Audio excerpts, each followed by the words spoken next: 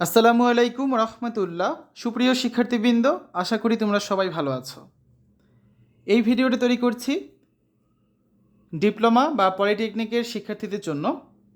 তোমাদের প্রবিধান 2022 অনুযায়ী ডিপ্লোমা বা পলিটেকনিকের ম্যাথমেটিক্স 1 বা ম্যাথমেটিক্স 1 সিলেবাস নিয়ে আজকে আলোচনা করব। এই বিষয়টির বিষয়কোড হচ্ছে কত? 25911।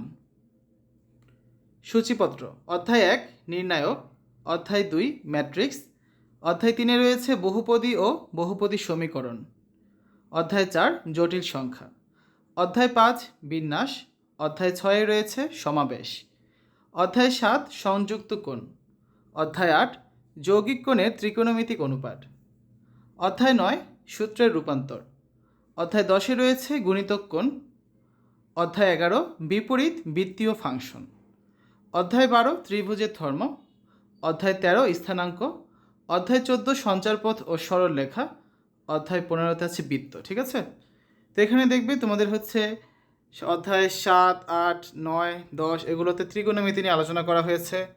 তারপর হচ্ছে এখানে অধ্যায় 13, 14, 15 এগুলো হচ্ছে তোমার স্থানাঙ্ক নিয়ে আলোচনা করা হয়েছে, পাশাপাশি সরল রেখা ও বৃত্ত রয়েছে। আর প্রথম দিকে যে অধ্যায়গুলো আছে এগুলো সবই হচ্ছে কি বীজগণিতের অধ্যায়। তো এভাবে করে হচ্ছে ম্যাথমেটিক্স 1 এই বইটা সাজানো হয়েছে। আমরা ধাপে ধাপে সবগুলো অধ্যায়ের গুরুত্বপূর্ণ প্রশ্নগুলো নিয়ে আলোচনা করব এবং তোমাদের হচ্ছে শর্ট সাজেশন দিয়ে দেব। এই চ্যানেলেই তোমরা হচ্ছে সেই ভিডিওগুলো পেয়ে যাবে।